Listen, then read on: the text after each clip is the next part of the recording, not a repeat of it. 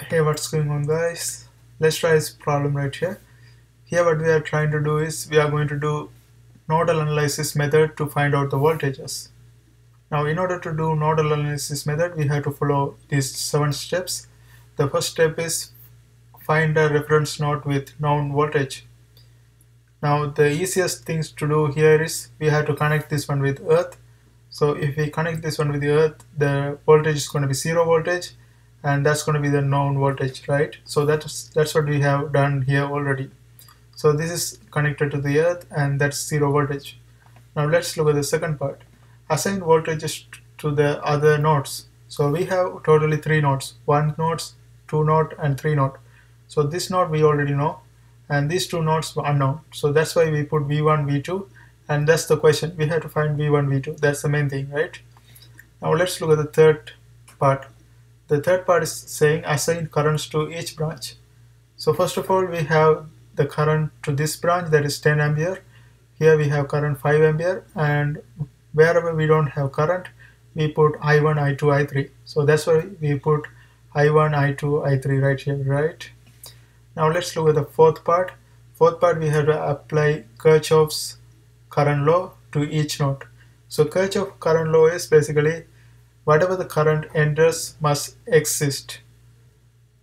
So here we have 10 ampere is entering, and we have 3, it's divided into 3 branches.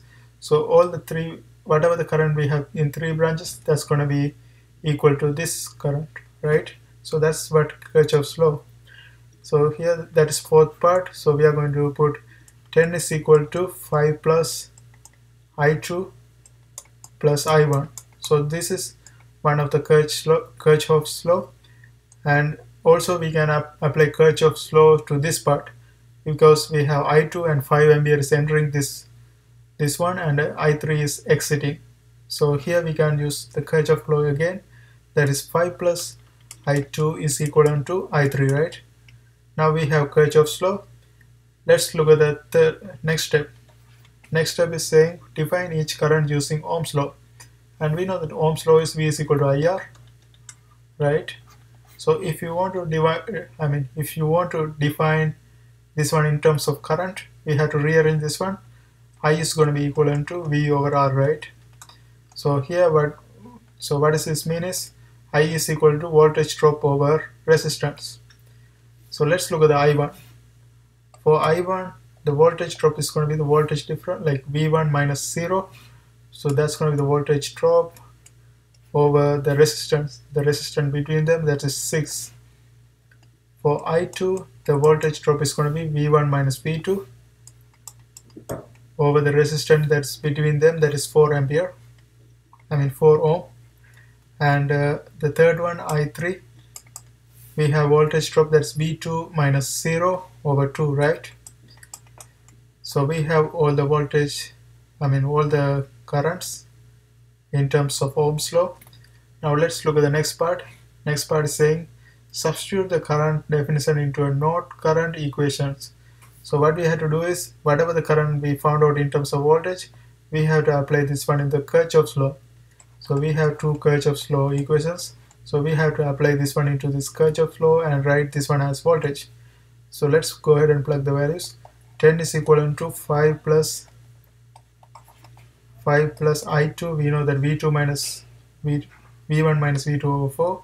So we are going to plug that one right here. V1 minus V2 divided by 4. And that's I2. And we have I1, that is V1 over 6. So this is going to be V1 over 6. And this is one of the equation. And also we have another Kirchhoff's law equation, that is 5 plus I2. Instead of I2, we can plug V1 minus V2 over 4. Right, let's write this one clearly. So this is going to be V1 minus V2 over 4, right? And then that is equivalent to I3. We know that I3 is V2 over 2. Now to get rid of this denominator, we have to do something. So for the first equation, if we multiply this one by 12, that's going to get rid of these denominators. And for the second one, this is 4, this is 2, so we can multiply with this one by 4 to get rid of these denominators. So if we multiply this by 12, that's going to give us, we have 10 right here, that's going to become 120 is equivalent to 12 times 5, that's going to be 60 plus, and this is going to be 3, so 3 times v1 minus v2, that's going to be 3v1 minus 3v2, right? So 3v1 minus 3v2, and then we have this one. So this is going to be 3v1 minus 3v2 plus 2v1, right? So this is going to be the equation. Now let's look at this one.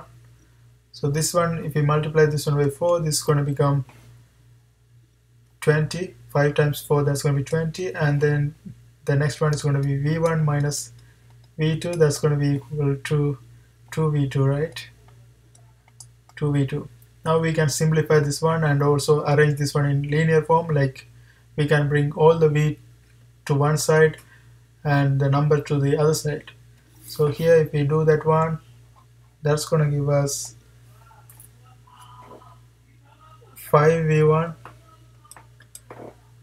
minus 3v2 is equal to 60, and the next one is going to be v1 minus 3v2 is going to be equivalent to minus 20. So we have these two equations. Now in order to, the easier method to solve this one is Kramer's rule. Now Kramer's rule is, if you have taken linear algebra, you know that Kramer's rule is basically what we are trying to find. We swap this one.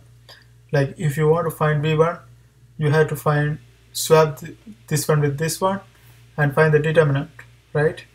So let's solve for v1. So the determinant is going to be, let's put all the matrix form. So 60 over minus 20, right?